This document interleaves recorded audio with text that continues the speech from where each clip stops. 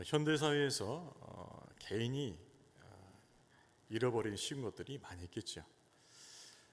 특별히 지금같이 변화가 많은 코로나도 거치고 또 여러 가지 시대적 변화와 또 삶의 도전이 있는 이런 시대 가운데서 한 개인이 잃어버리기 쉬운 것 중에 하나가 뭐냐면은 자신의 정체성입니다. 그러니까 워낙 살기 급하니까, 세상살이 쫓아가기 급하니까, 시대의 변화에 적응하기 급하다 보니까, 그러다 보니까 놓치게 되는 게 뭐냐면 자기 정체성이에요. 내가 과연 누구냐는 거죠. 살기 바쁜데 내가 과연 누구냐라는 생각을 잘 하지 못한다는 것이죠. 내가 누구냐라는 것을 잘 알지 못하니까는 또 어떻게 되겠습니까? 어떻게 살아야 할지 그 방향성을 놓치는 경우가 많다는 거죠. 내가 누구인지, 내가 어떤 삶을 살았는지를 분명하지 하지 못하고 그냥 별 생각 없이 하루하루를 살아갈 수 있다는 것이죠. 이게 현대인의 모습이라는 거예요. 내가 누구인가 정확히 붙잡지 못하고, 그렇죠? 어떤 삶을 살아야 되는가, 그 삶의 방향성을 분명히 붙잡지 못하고 그냥 하루하루 사는 거예요. 그리스도인들은 어떨까요? 그리스도인들도 깨어있지 못하면 마찬가지일 수 있다는 거죠. 자신이 누구인지, 내가 어떤 삶을 살아가는지에 대해서 깨어서 그것들을 붙잡지 못한다면 세상 사람과 똑같이 그렇게 아무 생각 없이 하루하루를 살 수가 있다는 것입니다. 그래서 우리가 믿음의 삶을 잘 살아가기 위해서 중요한 게 무엇인가? 그것은 내가 누구인지, 그리고 내가 어떠한 삶을 살았는지를 항상 깨어서 생각해야 된다는 거죠. 그것을 붙잡을 수 있어야 되는 거죠. 그렇지 못하면은 정체성도 잃어버리게 되고 삶의 방향성조차 잃어버릴 수가 있다는 것이죠. 오늘 본문은 그리스도의 정체성 찾기를 시도하는 본문 같습니다. 정체성 찾기를 어떻게 소개하고 있습니까? 자, 우리 12절 상반절만 먼저 같이 한번 읽어보겠습니다. 시작. 그러므로 형제들아 우리가 빚진 자로되. 바울은요, 우리의 정체성을 설명하기 위해서 첫 단추를 끼웠는데 그 첫 단추가 뭐냐? 우리가 빚진 자라는 거예요. 빚진 자. 무엇에 빚졌을까요? 하나님의 은혜에 빚졌다는 거죠. 하나님께서 독생자 예수 그리스도를 십자가에 내어주심을 통해서 그 피값으로 우리 모든 죄를 용서하셨고, 믿음으로 우리를 의롭다 하셨고, 하나님 자녀가 되셨고, 영생을 얻게 하셨고, 천국 소망 갖게 하셨고, 이 땅에서도 예수 능력과 권세로 살게 해주셨다. 이 모든 것이 은혜다는 것이죠. 그래서 믿는 너희는 은혜의 빚진 자다. 이 정체성을 잊지 말라는 것이죠. 여러분, 그렇습니다. 우리는 십자가의 그 은혜, 십자가의 그 구원의 빚을 진 자인 줄로 믿습니다. 우리에게 진 빚이 있어요. 그것은 주님의 사랑 빚이죠. 십자가의 사랑의 빚. 그것을 우리가 지고 있다는 것이죠. 자, 그렇다면 우리가 십자가의 사랑을 입었고 십자가의 은혜의 빚을 지고 있다고 생각한다면 우리는 어떤 삶을 살 수 있게 되는가라는 것입니다. 우리 12절 하반절부터 13절까지 같이 읽겠습니다. 육신에게 져서 육신대로 살 것이 아니니라. 너희가 육신대로 살면 반드시 죽을 것이로되 영으로서 몸의 행실을 죽이면 살리니. 여러분, 세상에서도 빚을 지면 어떻게 되죠? 빚을 잘 갚아야 되겠죠. 여러분, 영적 세계도 마찬가지예요. 하나님 자녀도 마찬가지. 하나님께 빚을 졌다면 뭐예요?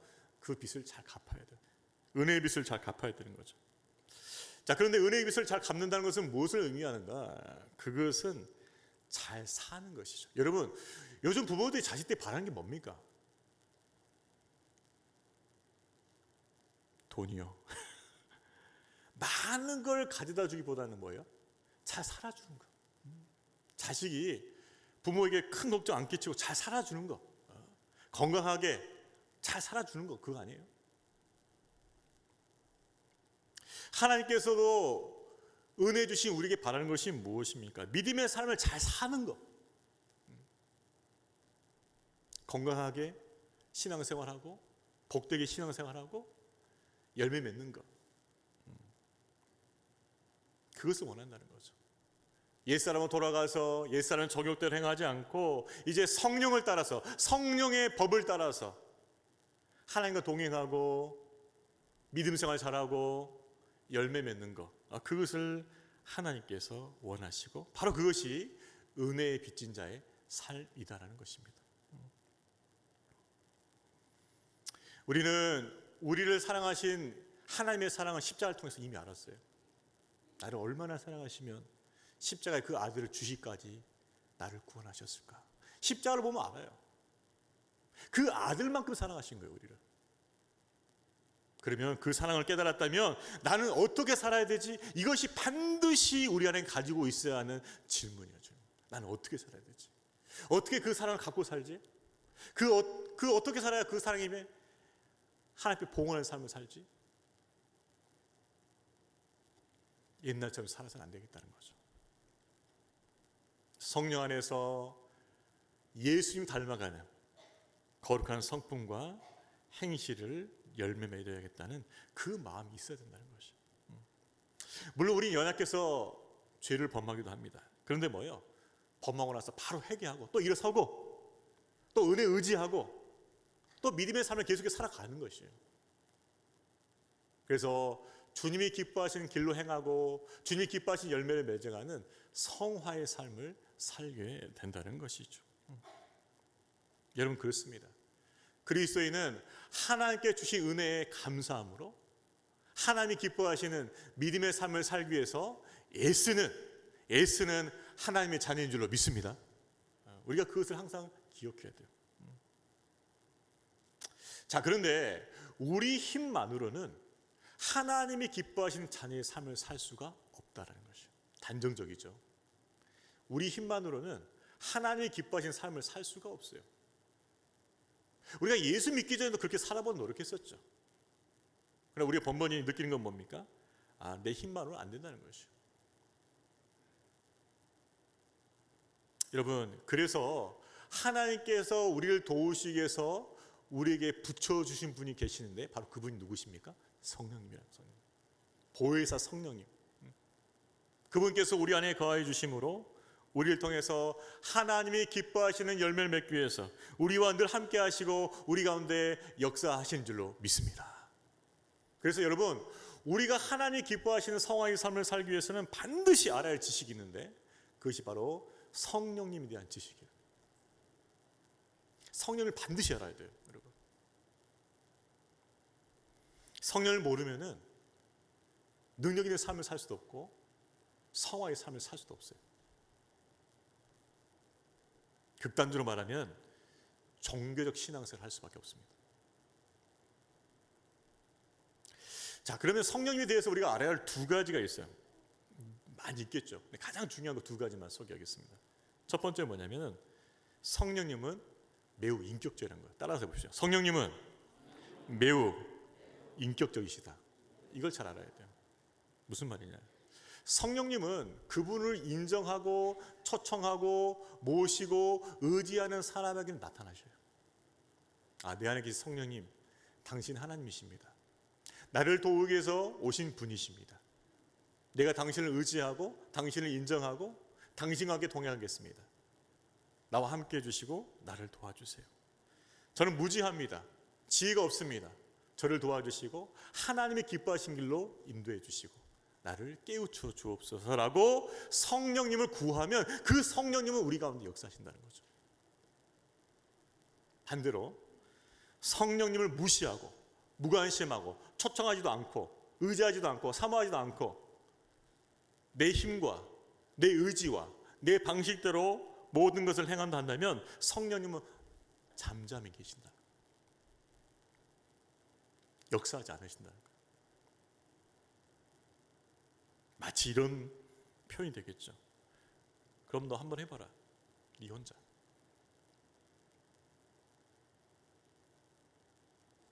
여러분 그래요. 성령이 매우 인격적이세요.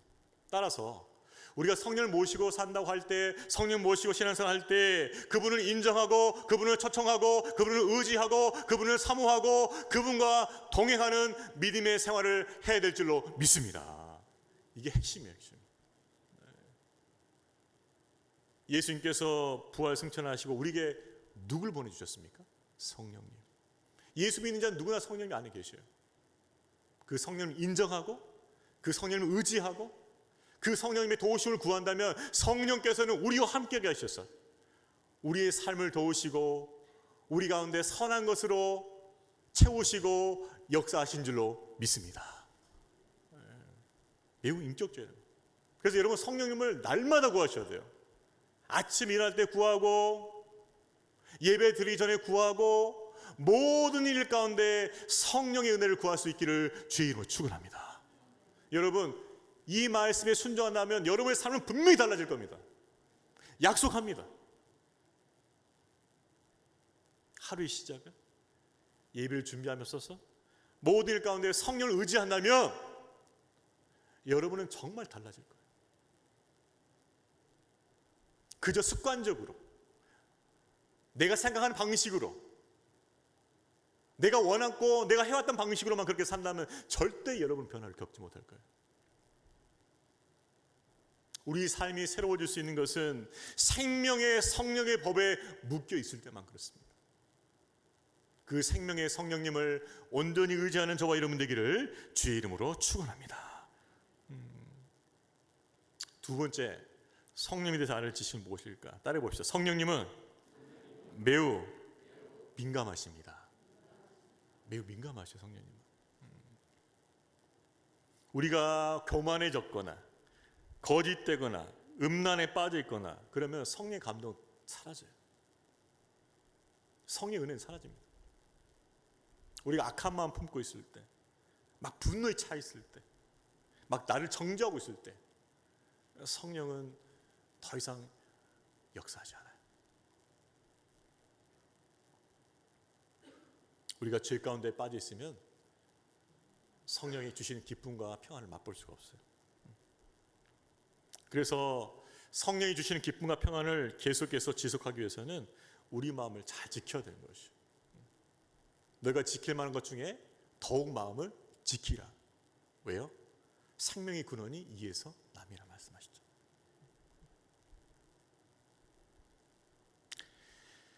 우리에게 주신 마음을 잘 지키고 성령과 동행하는 삶을 통해 하나님이 기뻐하시는 능력의 삶이요 열매 맺는 삶을 살아갈 수 있기를 주의 이름으로 축원합니다. 자, 이렇게 성령을 인정하고 동행하는 삶을 살게 되면 우리 안에 옛사람은 점점 후패해요. 점점 죽어요. 자연스럽게 이게 떨어져 나갑니다. 그리고 새 사람이 강건해져요. 그래서 하나님을 더 사랑하게 되고 더 순종할 수 있는 의지를 갖게 되고 더 섬기게 되는 것이죠.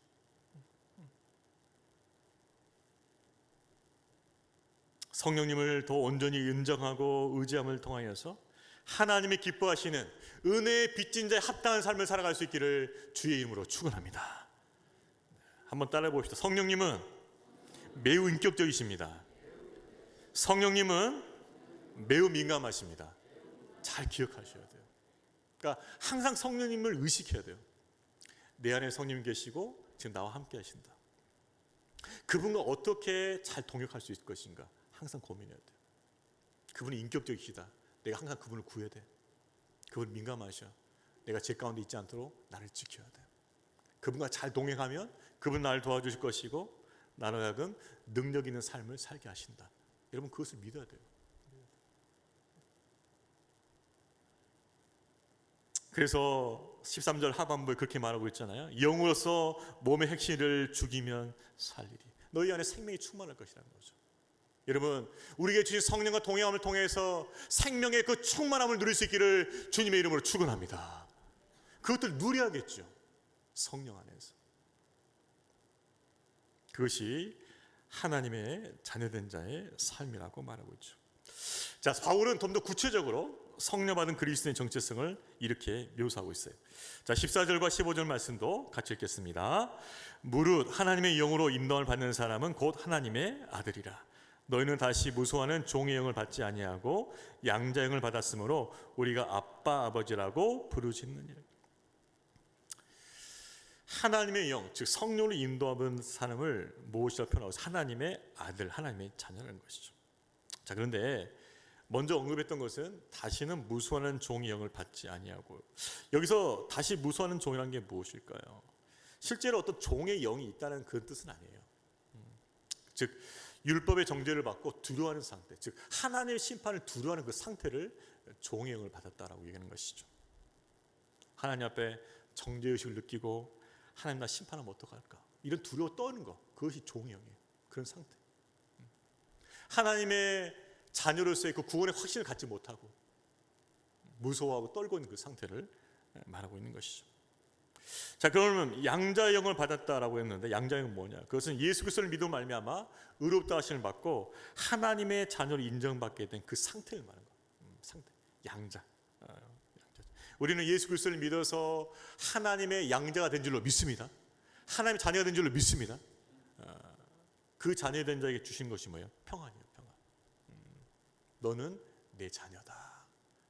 그것을 확신할 때 우리에게 뭐가 있어요? 평안이 있어요. 평안이.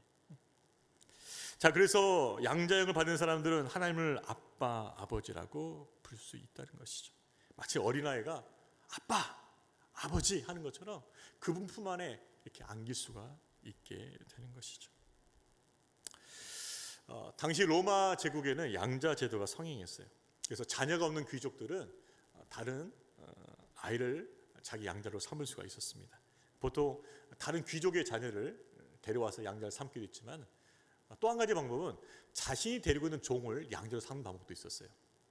그래서 종 중에서 마음에 드는 종이 있다면 그 종을 자기의 양자로 삼는 거죠. 자, 그렇다면 그 종에서 양자의 신분으로 오르게 된 그 사람은 얼마나 행복할까요? 그렇죠? 엊그제만 종이었어요.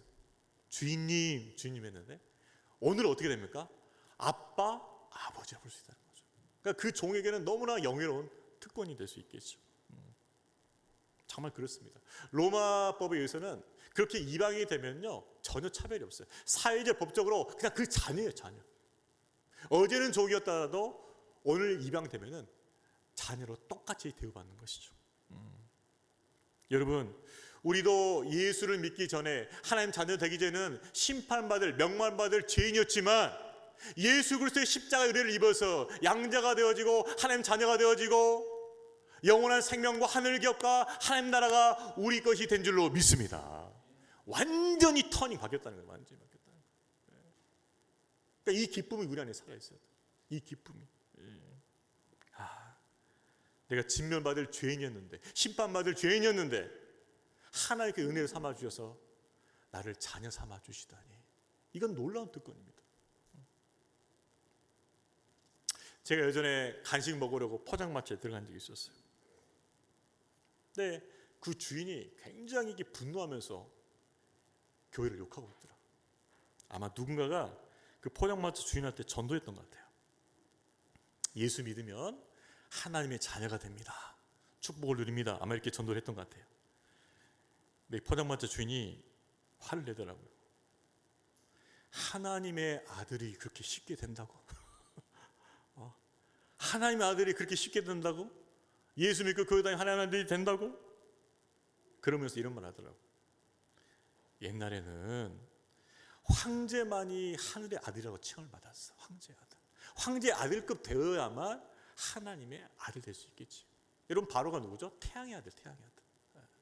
그리고 황제급이 되어야만 비로소 하늘의 아들이라고 칭함을 받을 수 있는데, 그저 예수 믿는다고, 교회 믿는다고 하나님의 아들이 된다고? 이걸 나보다 믿으라고? 근데 우리 믿잖아요. 저는 그 말을 들으면서 너무 깜짝 놀랐어요. 야, 나는 그냥 하나님 자녀 되고 천국 받고 이렇게 되게 쉽게 들었거든요, 그때. 그런데 그분의 말을 통해서, 그 불신자 말을 통해서 우리가 예수 믿고 하나님 자녀 된 것이 얼마나 놀라운 특권, 그 불신자의 생각에는 황제급의 그 반열로 하나님께 우리를 올려주었다는 것을 깨닫고 감사했어요. 여러분, 우리는 결코 누릴 수 없는 그 영광스러운 특권을 누리고 있는 줄로 믿습니다. 어떻게 죄인이 하나님의 자녀가 돼요? 어떻게 멸망받을 죄인이 하나님의 그 영광스러운 기업을 얻을 상속자가 돼요? 이건 말로 할 수 없는 은혜라고 말할 수밖에 없는 거죠. 저와 여러분이 예수 그리스도 안에서 얼마나 놀라운 은혜와 영광을 누리고 있는지를 더 깊이 깨닫고 감격할 수 있기를 주의 이름으로 축원합니다. 여러분, 우리가 정말 하나님 받은 은혜는 너무나 놀라운 것이에요. 성령께서 우리가 놀랍게 신분의 변화를 가졌다는 것을 깨닫게 해주시기를 주의 이름으로 축원합니다. 그래서 우리는 이제 하나님 앞에 담대히 나갈 수 있잖아요. 아빠, 아버지, 늘 하나님 찾을 수 있고, 은혜 보호자 앞에 담대히 나갈 수 있고, 구할 수 있고, 기도할 수 있고, 찬양할 수 있고, 고백할 수 있고, 하나님의 자녀가 되었기 때문에 누린 특권은 말로 할 수 없어요. 말로 할 수 없어요. 여러분 이 자리에서 지금 예배 드리고 있다는 것도 놀라운 특권인 줄 믿으시길 바랍니다. 안 그랬으면 집에서 자거나 골프 치겠죠.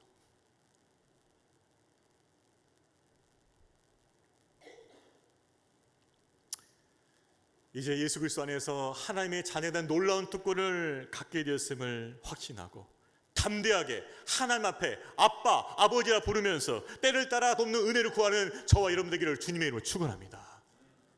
얼마나 감사해요. 하나님이 내 아버지. 여러분, 하나님 어떤 분이시죠? 천지 만물을 창조하시고 주관하시고 다스리고 역사하신 그분이 내 아버지란 말이에요. 내 아버지. 이게 실감이 돼요?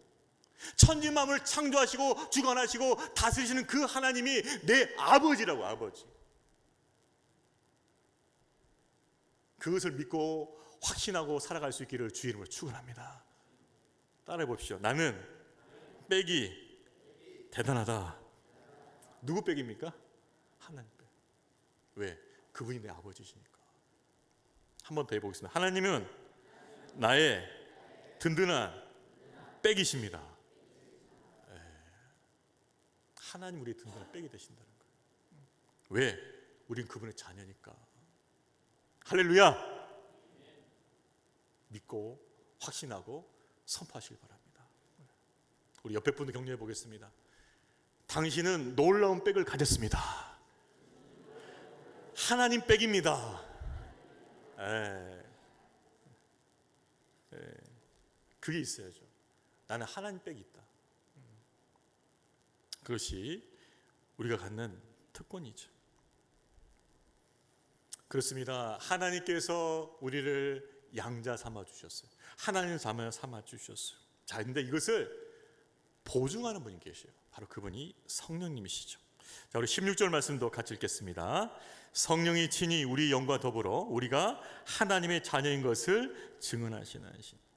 여러분, 로마서에서 제가 양자법을 얘기했는데 양자를 입양할 때 꼭 필요한 게 있어요. 반드시 증인이 있어야 돼요. 이 친구를 내 양자로 삼는다고 했을 때 바로 그 자리에 증인이 있어야만 그 양자 의식이 유효합니다. 자, 그런데 우리가 예수 그리스도를 믿어서 하나님이 양자됐다는 것을 분명하게 증거할 수 있는 그분이 계신데 그분이 누구십니까? 바로 우리 안에 계신 성령이라는 거죠. 여러분, 성령께서는 우리가 구원받았음과 하나님 자녀됨을 확실하게 증거하시는 증인이 되심을 믿으시길 바랍니다. 성령이 우리 안에 계시면 그렇다는 거예요. 성령. 그러니까 우리 안에 성령이 계시다는 것은 우리가 하나님이 양자됐다는 것을 확실히 보증한다는 것이죠. 보증한다는 것. 때로는 우리가 하나님 자녀됨을 잊고 살 때가 많아요. 왜 사냐? 이렇게 살아도 되냐? 막 그렇게 낙심될 때가 많아요. 근데 그때마다 성령께서 어떻게 해주십니까? 깨닫게 해주셔요. 야, 너 하나님 자녀야. 하나님 결코 너를 포기하지 않아. 너를 내버려두지 않아. 그와 같이 버려두지 않아. 하나님은 우리가 하나님이 사랑하시는 자녀라는 것을 끊임없이 깨닫게 해요. 끊임없이. 내가 널 결코 포기하지 않는다. 내가 널 끝까지 붙들고 있다. 넌 나의 자녀야. 그걸 잊지 않게 해주신다는 거죠. 성령 은혜를 통해서 저와 여러분이 하나님이 포기하지 않으시는 그 사랑의 자녀임을 믿으시길 바랍니다. 절대 포기하지 않는다. 절대 포기하지 않는다. 자, 우리가 하나님의 자녀된 것을 성령께서 분명히 증거하신다고 했을 때 또 한 가지 우리에게 주신 특권이 있어요. 자, 마지막 17절 말씀 같이 읽겠습니다. 자녀이면 또한 상속자 곧 하나님의 상속자요 그리스도와 함께한 상속자니 우리가 그와 함께 영광을 받기 위하여 고난도 함께 받아야 할 것이다. 여러분, 자녀들은요 부모 재산을 상속할 수 있게 되었어요. 상속권이 있잖아요. 자, 그런데 상속권에는 종류가 있죠. 우리가 유익이 될 수 있는 또 물건, 재산과 같은 적극적 재산이 있어요. 그런데 때로는 채무가 있어요. 채무. 소극적 재산이 그러는데 그 적극적 재산과 소극적 재산을 동시에 다 받아야 돼요. 그러니까 동시에 받든지 동시에 거부하든지 이렇게 됩니다. 그래서 우리가 상속자가 되었다는 것은 무엇입니까? 하나님께서 주시는 그 축복과 함께 뭐요? 고난도 받아야 된다는 거죠. 그러니까 우리가 상속받을 때 채무에 해당되는 것이 무엇입니까? 고난이 있다는 것이죠. 하나님께서는 우리에게 상속자를 삼아 주셨지만 우리가 그리스도와 함께한 상속자이기에 그분께서 고난을 당하시고 영광을 얻으신 것처럼 우리도 고난과 함께 영광을 얻는 줄로 믿습니다. 고난과 함께 영광이 있다. No cross, no crown. 반드시 크로스를 교체해야 돼요. 그래야 크라운을 얻을 수 있는 거죠. 우리는 영광만을 구해요. 복만 받길 원하죠. 고난은 결코 반갑지가 않습니다. 그러나 하나님께서 정하신 섭리는 분명해요. 고난과 함께 영광을 받을 것이니라. 누구처럼? 그리스도처럼. 그렇게 우리에게 말씀하고 있는 것이죠. 여러분, 세상의 부채는요 마이너스예요. 무조건 마이너스입니다. 그렇지만 하나님께서 우리에게 허락하신 고난은 마이너스인 것처럼 보이지만 그것을 잘 견디고 이기면, 잘 감당하면 마침내 플러스가 되는 줄로 믿습니다. 그 고난을 잘 견디고 이기면 플러스가 돼요. 그게 영적인 원리라는 거죠. 따라서 여러분이 찾아온 그 시험과 고난은 여러분을 넘어뜨리는 걸림돌이 아니라 마침내 여러분을 세우는 디딤돌이 될 줄로 믿습니다. 지금은 걸림돌이에요. 그러나 나중에는 그것이 여러분을 다시 세우는 디딤돌이 될 줄로 믿습니다. 그 소망을 가지라는 거죠. 한번 따라해 보십시오. 지금 내게 있는 시험은 걸림돌이 아니라 디딤돌이 될 것이다. 맞아요. 지금은 마이너스 같은데 플러스 된다는 거죠. 그래서 고난을 두려워하지 말고 그 안에서 하나님이 행하실 새 일을 바라볼 수 있기를 주의 이름으로 축원합니다. 고난을 통해서 주님을 더 가까이 하게 되죠. 우리 믿음이 연단됩니다. 그리고 주님 안에서 참 소망을 품게 되어져요. 고난을 통해 우리 믿음과 삶을 새롭게 하시는 것이죠. 자, 이렇게 고난이 있다고 했을 때 그 고난 가운데서 성령님이 하시는 무엇인가? 그것은 고난 중에서도 기쁨과 감사를 누리게 하신다는 거죠. 여러분, 고난 중에서도 성령께 주시는 기쁨과 감사가 있는 줄로 믿으시길 바랍니다. 기쁨과 감사 있어요. 네. 고난 중에도 기뻐할 수 있고 감사할 수 있어요. 네. 또한 고난 중에 감당할 힘과 능력을 주십니다. 누가? 성령께서. 끝까지 견디게 만드셔요. 소망 갖게 만드셔요. 이기게 만드십니다. 누가? 성령님. 성령께서는 고난 중에도 예수 안에는 사랑과 위로와 소망을 계속해서 끊임없이 공급하면서 우리를 믿음 안에 붙잡아 주신 줄로 믿습니다. 성령 끊임없이 공급해 주셔요. 끊임없이. 넘어질 만하면 붙잡아 주시고 미끄러질 만하면 붙잡아 주시고 힘이 없어 지쳐서 무기력해서 쓰러질 것 같으면 붙잡아 주시고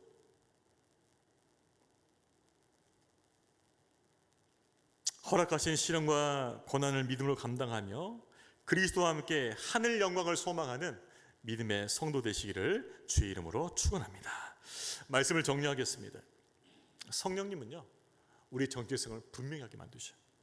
은혜의 빚진 자라고 분명히 알게 하시며 은혜의 빚진 자의 삶을 살게 인도해 주시죠. 또 우리가 아빠 아버지라고 부를 수 있게 해주십니다. 그래서 하나의 자녀를 확인시켜 주시고 그 자녀됨을 끝까지 확신할 수 있도록 해주시죠.